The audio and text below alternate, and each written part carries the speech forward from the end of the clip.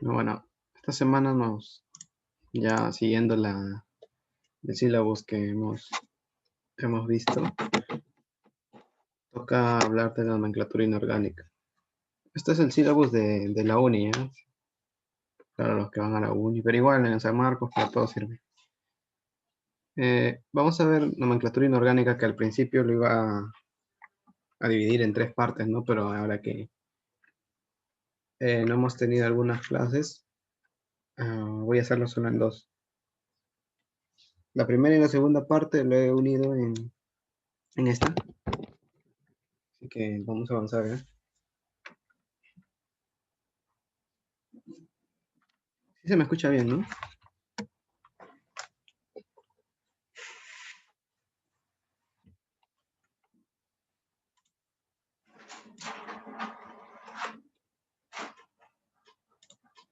Ya, vamos a avanzar.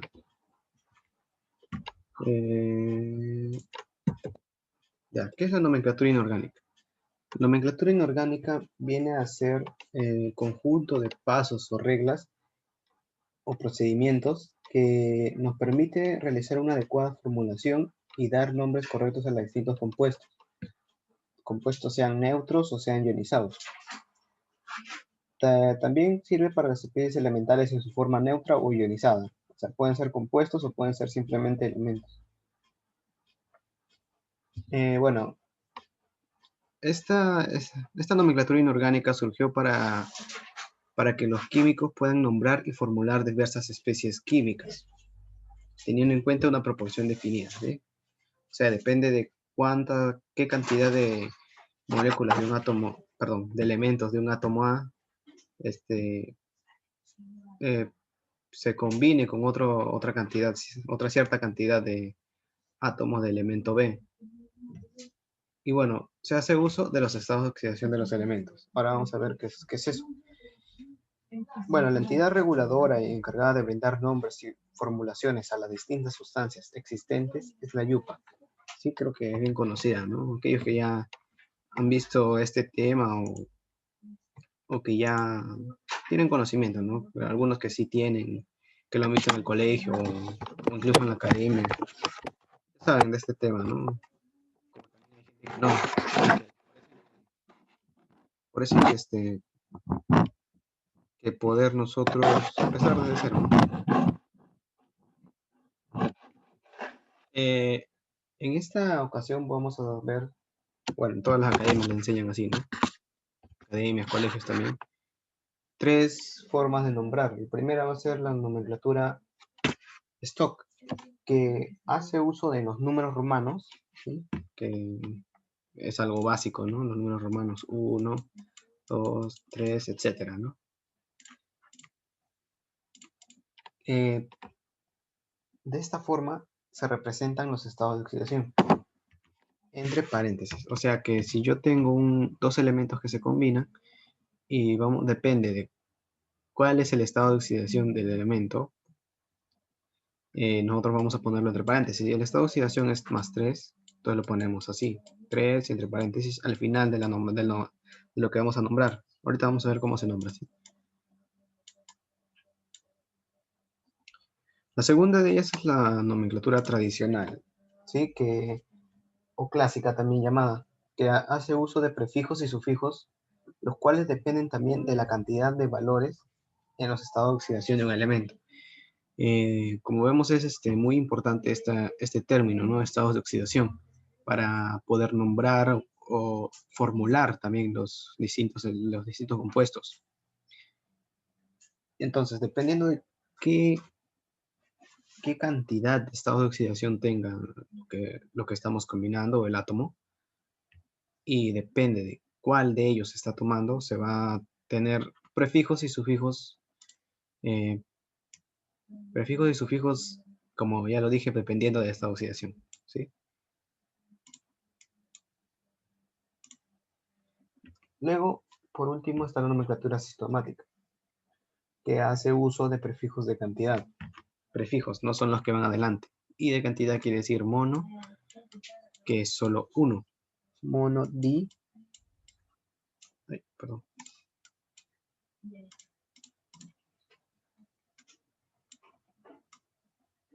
D, aquí es 1, esto representa cuando solamente hay 1, 2, 3 de 3, y tetra.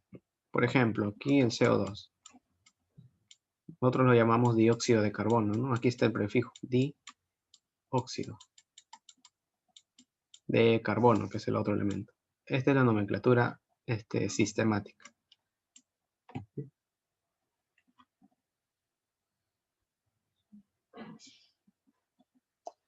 Bueno, hay algo que cabe resaltar aquí es que cuando nombramos a un compuesto, ¿sí? Cuando nombrar un compuesto jamás se debe usar más de un sistema de nomenclatura a la vez. O sea, no puedo nombrarlo primero al CO2 como nomenclatura sistemática, luego en ese mismo problema o en lo que nos encontramos, usar otro tipo de nomenclatura. Simplemente vamos a usar uno en lo que vamos a usar. Aquí vamos a ver la valencia y los estados de oxidación, que es ya lo que vimos antes, ¿no? Bueno, la valencia. ¿Qué es la valencia? Es la capacidad de combinación de un elemento que forma un compuesto. Este presenta valores enteros. ¿Qué quiere decir capacidad de combinación? O sea, que con cuántos pares o cuántos se puede combinar, ¿no? Por ejemplo, aquí el carbono tiene 4 electrones de valencia. Por ende, puede compartir 4 electrones. Y se puede combinar con elementos, por ejemplo, aquí el CO2, dióxido de carbono, está compartiendo sus 4 electrones. 2 electrones con un oxígeno y 2 electrones con el otro oxígeno. Y aquí vemos, entonces, como el oxígeno también está compartiendo 2 electrones, porque tienes, si no me equivoco, 6 electrones de valencia. Entonces, para llegar al octeto, que ya vimos en la clase pasada, le faltarían 2, ¿verdad? Entonces, comparte 2 electrones de carbono. Y el hidrógeno solo 1. ¿Sí? Es la capacidad de combinación, la valencia, muy importante.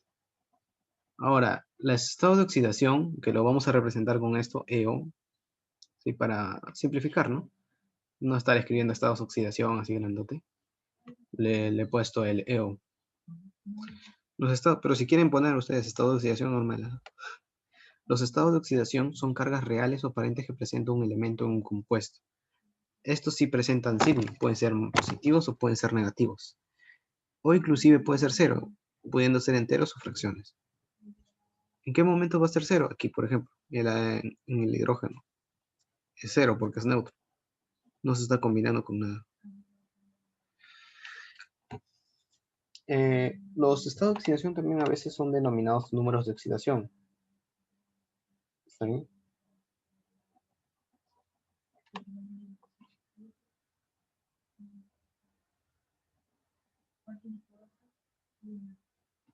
Sí, ya.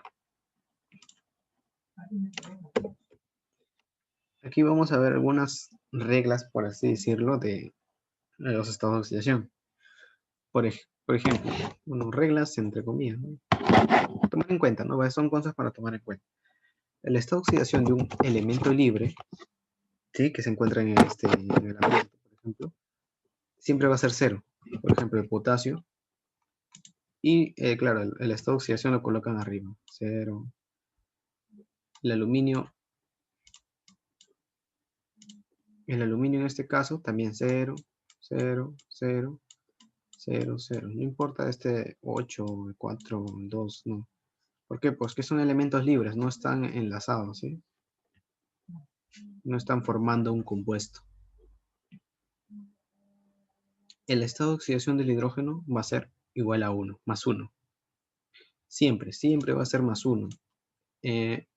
Menos en esta excepción, que el estado de oxidación del hidrógeno va a valer menos 1 en el hidruro metálico, que vamos a ver más adelante. Ya más adelante vamos a ver qué son los hidruros. El estado de oxidación del oxígeno, otra cosa muy importante que siempre vamos a ver, siempre va a ser menos 2. O sea, para nosotros ver un compuesto y queremos saber cuánto tiene CO2. Sí, el estado de oxidación menos 2. Como esto es un elemento neutro, la suma de las cargas debe ser igual a 0. Pues aquí debe ser menos 2 más 4. Algo así, ¿no? Entonces siempre tener en cuenta que el oxígeno va a ser -2, excepto en el peróxido. También vamos a ver más adelante, que en el peróxido no, en el peróxido vale -1 el estado de oxidación del oxígeno, y con el flúor, al estar combinado con el flúor, equivale a positivo, simplemente es +2.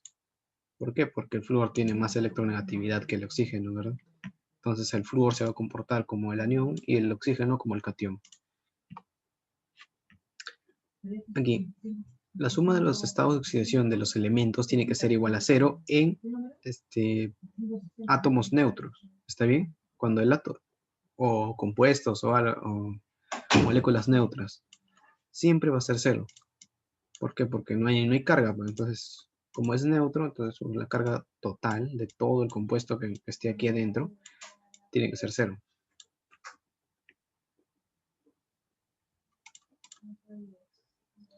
El estado de oxidación de los grupos, por ejemplo, 1A equivale a +1. El 2A equivale a +3. El 3A equivale a +3. Más 2, perdón, en el 2A, me equivoqué. Y 3A equivale a +3. ¿Está bien? Así para, por ejemplo, si nosotros tenemos el sodio, el Na, si no me equivoco está en el 1, ¿verdad? En el 1A.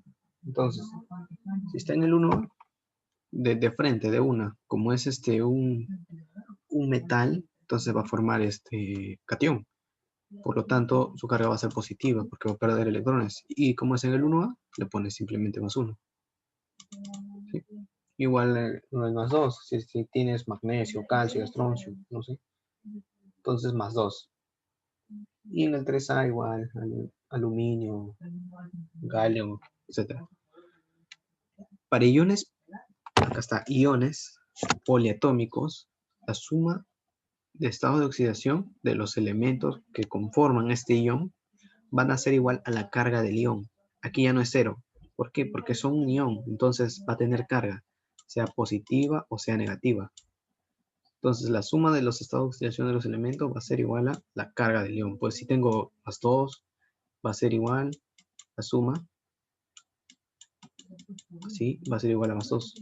Si tengo -1, en vez de -2 va a ir -1. -1, así.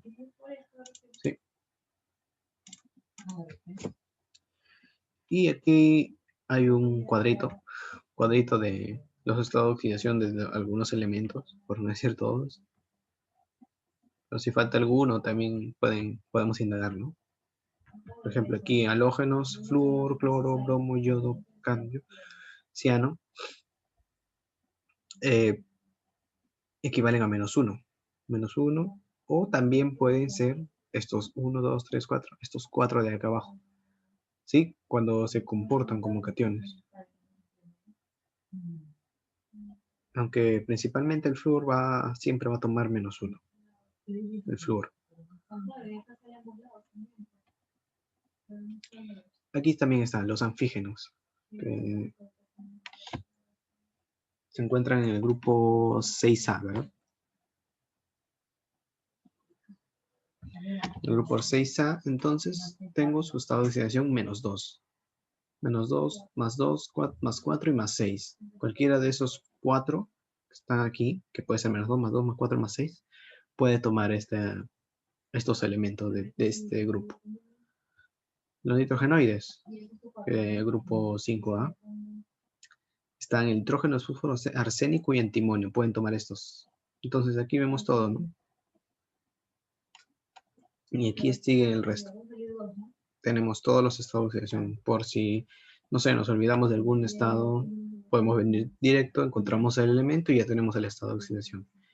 Y si tiene varios, pues hay que identificar, ¿no? Cuál es el que está tomando. Y aquí están estos elementos que son llamados anfóteros, que dependen con quienes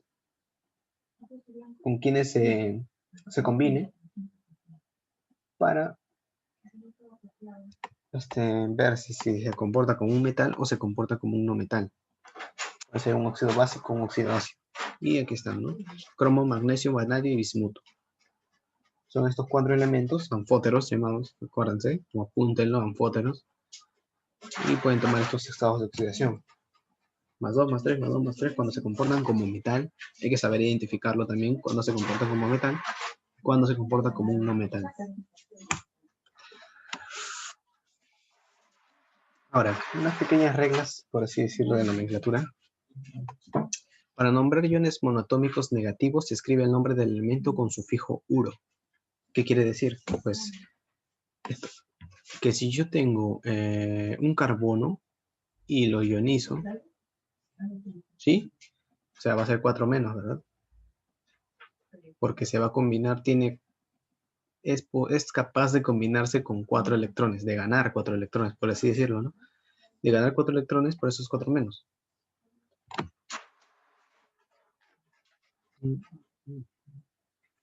Bueno, debería ser menos 4. Bueno, un error, ¿no? Ya. Bueno, esa es la idea, ¿no? Menos 4. Entonces, ¿cómo se llama el elemento? Es carbono. Bueno, se escribe el nombre del elemento con sufijo. Sufijo es que va al final, ¿no? Entonces sería en vez de bono, va a ser buro, que termina en uro. Luego, si yo tengo el S-2, ¿cierto? Es un ion, o 2 menos. Siempre hay una confusión, ¿no? En esto.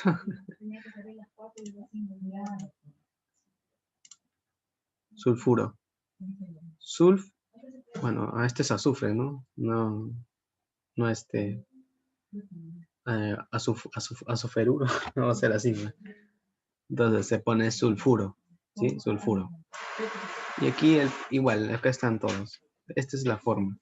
Y nombrar iones monoatómicos negativos. Ajá, negativos. ¿Por qué? Porque estos los vamos a combinar con algún catión monoatómico también, ¿sí? Creo. En este caso, solo en este caso, porque pueden combinarse con otras cosas, se escribe el sufijo uro. Ahí están los ejemplos para que lo vayan a practicar.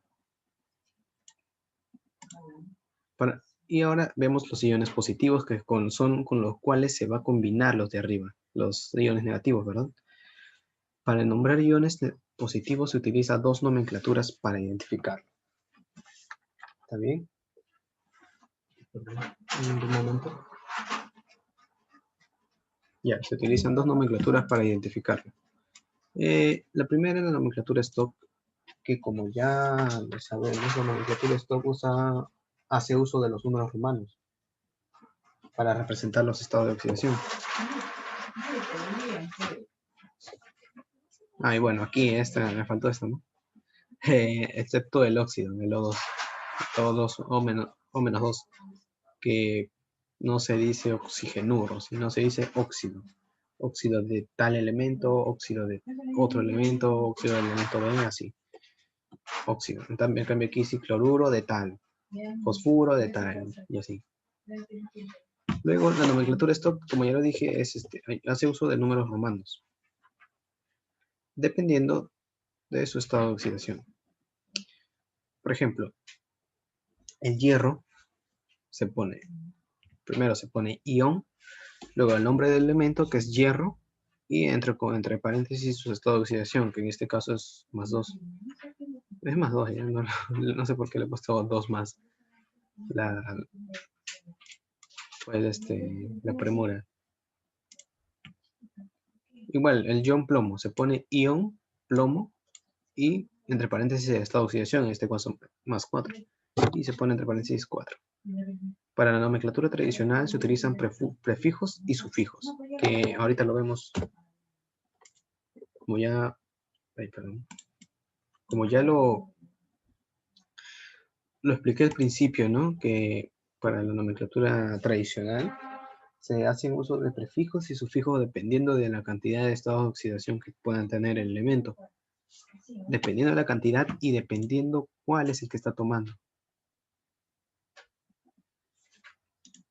Ya, ¿sí? Entonces, ¿a qué me refiero con la cantidad de elementos que puede tomar? Aquí, por ejemplo, aquí si yo tengo el flúor, no, perdón, otro que Ya, azufre. El azufre puede tener menos 2, más 2, más 4 y más 6. Bueno, no, el azufre puede tener más 2, más 4 y más 6. En algunos casos creo que toma menos 2, pero no estoy muy seguro. Así que vamos a tomar más 2, más... A ver, perdón.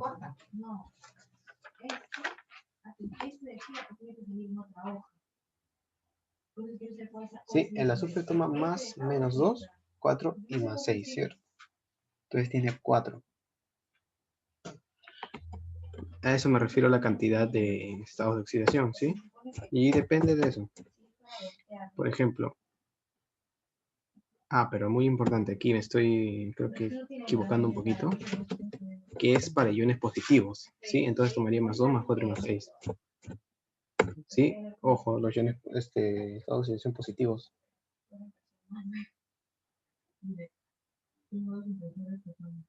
Ya.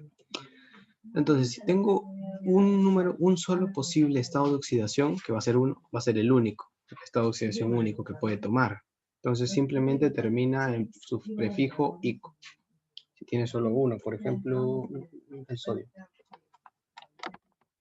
El sodio es más uno, nada más. Si el sodio es más uno, entonces simplemente va a terminar en ico. No es sódico, ¿ah? Ahorita vamos a ver. Eso va a ser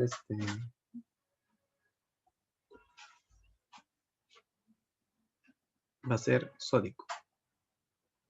Por ejemplo, ya. Números posibles de estados de oxidación. Ahora cuando son 2. Si toma el mayor estado de oxidación, que por ejemplo si tienen 2,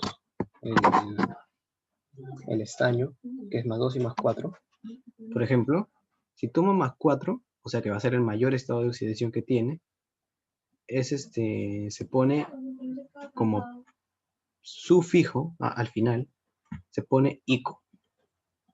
Pero si toma el más 2, que va a ser el menor, termina en oso. Ahora, cuando tienen 3, va a ser vamos a tener 3, ¿no? Menor, medio y mayor, en esa orden. Si toma el menor, ahora ya se le agrega un prefijo, o sea, adelante del nombre, que va a empezar en hipo. Y también se le agrega un sufijo, que va a ser oso. Por ejemplo, si el azufre que vimos, 2 más 2 más 4 más 6. Si toma el menor, que es más 2, va a ser hiposulfuroso, ¿sí? Hiposulfuroso. Al medio va el nombre del elemento, de lo que tenemos, ¿no? Si toma el estado de oxidación medio, va a ser simplemente sulfuroso, ya no va a ser hiposulfuroso. Y si toma el mayor, que va a ser más 6, va a ser sulfúrico, va a terminar en hipo, ¿sí? ¿Está claro? Y ya cuando tienen 4, de la misma manera.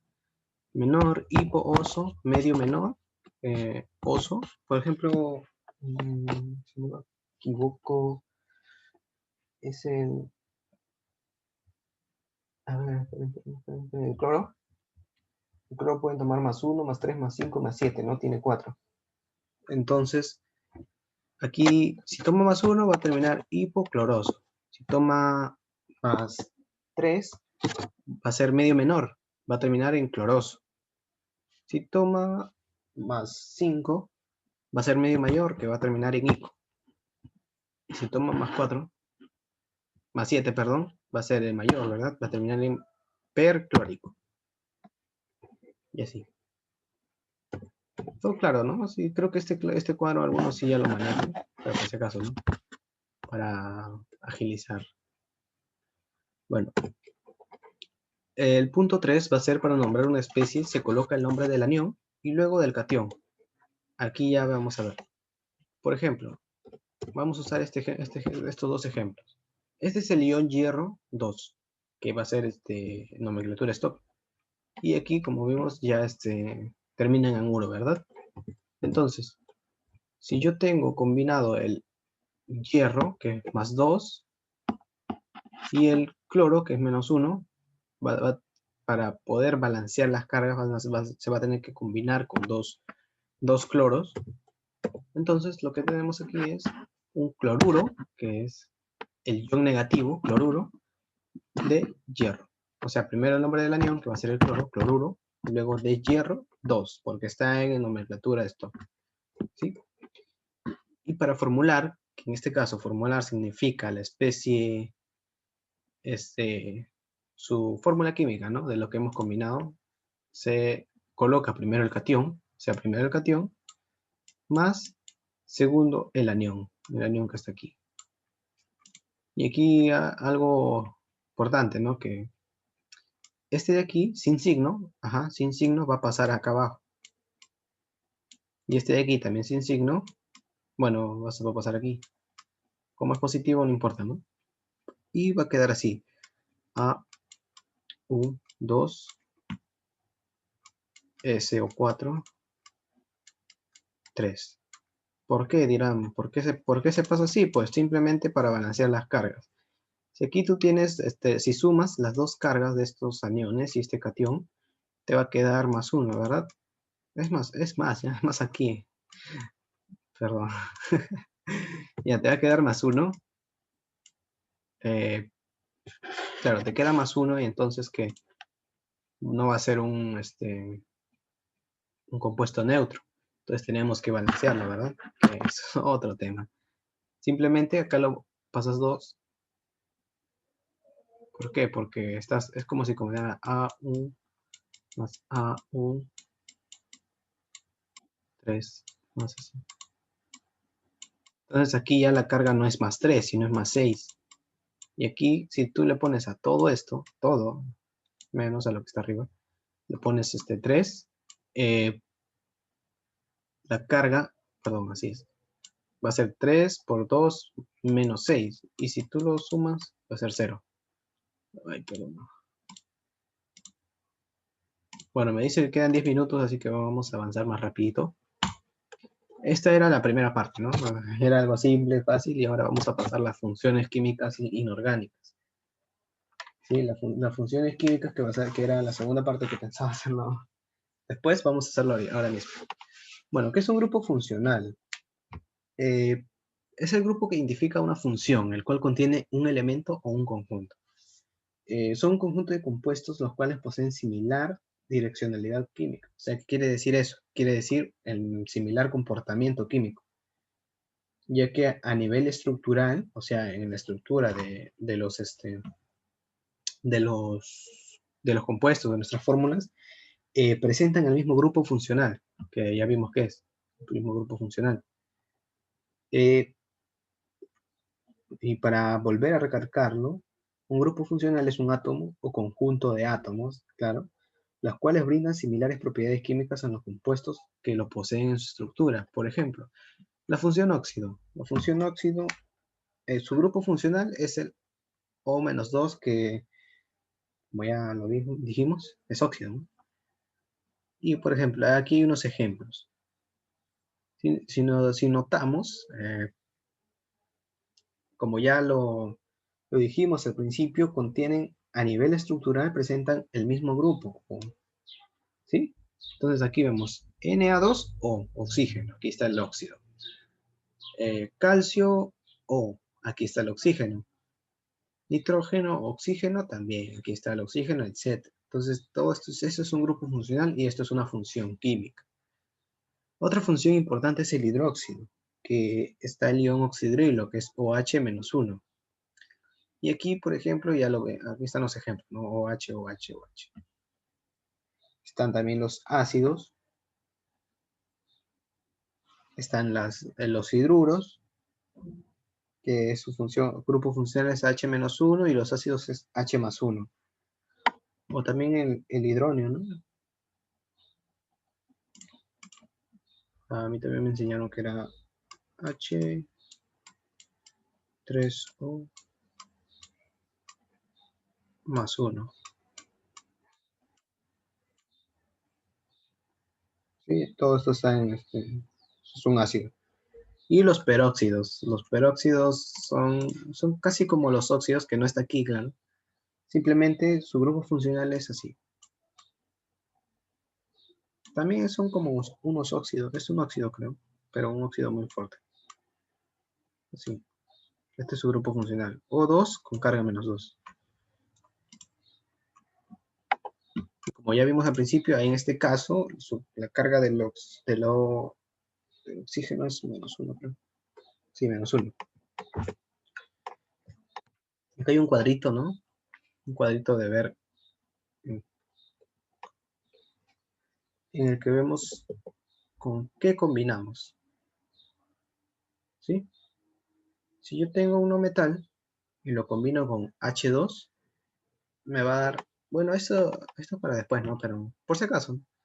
Si yo tengo un no metal, lo combino con hidrógeno, o sea, con H2, me va a dar un hidruro metálico. Este ya es la función, grupo funcional hidruro, y aquí se reparten, ¿verdad? Aquí dependiendo de en qué grupo, con qué estás combinándolo, va a tener ciertas formas de nombrarse, ¿sí? Depende de con qué lo combinamos, si son elementos del grupo 6A o 7A, van a ser hidrácidos, hidróxido base, y bueno, estos se neutralizan con un hidróxido base, ¿no? Con un hidróxido, que ahorita vemos en el otro cuadro. Y esto nos da una sal aloidea, que también son temas futuros, ¿sí? Que vamos a ver en la próxima, Y luego, si lo combinamos con un H2, va a ser un hidruro metálico. Ahora aquí está, cuando un metal lo combinamos, en este caso lo combinamos con hidrógeno, perdón. Aquí lo combinamos con oxígeno. Y nos da, ¿qué? Óxidos básicos. Y si esto lo ponemos en agua, nos dan hidróxidos, que ya vimos que un hidróxido y un hidruro y un hidrácido, si los combinamos nos da una sal aloidea. ¿Ven? Aquí todo se combina y le podemos dar aquí también se pueden combinar. Sal oxisal, etc. Bueno, vamos a expandir un poquito a la nomenclatura, ¿no? La función óxido primero, son compuestos binarios, ¿sí? Los óxidos son compuestos binarios con grupo funcional que ya vimos que es el O-2, O elevado a la -2, ¿sí? Con carga -2. O-2, sí. Andemos. O-2, así. Y se representa de esta forma. Un elemento que puede ser metal o no metal, más oxígeno, me da un óxido. ¿Sí? Cuando lo combinamos con un metal, nos da lo que viene a ser un óxido básico. Pero si lo combinamos con un no metal, va a ser un óxido ácido. Aquí estamos, ¿ves? Y su formulación, vamos a ver esto ya. Lo que ya les dije al principio, que si yo tengo un elemento, que lo vamos a representar con E, con cierto estado de oxidación, y lo combino con el grupo funcional el óxido, así, me da E2 o X. Esta es su formulación. ¿Sí? ¿Por qué? Porque ya les dije que esto baja sin signo para aquí, y esto también sin signo, pero como es positivo no importa, aquí. Y queda E2 o X. ¿Está claro? Bueno, vamos a ver los óxidos básicos. Se encuentran como sólido con condición ambiental con presencia del enlace iónico. Bueno, sí, lo más importante es que se da con un metal combinado con oxígeno.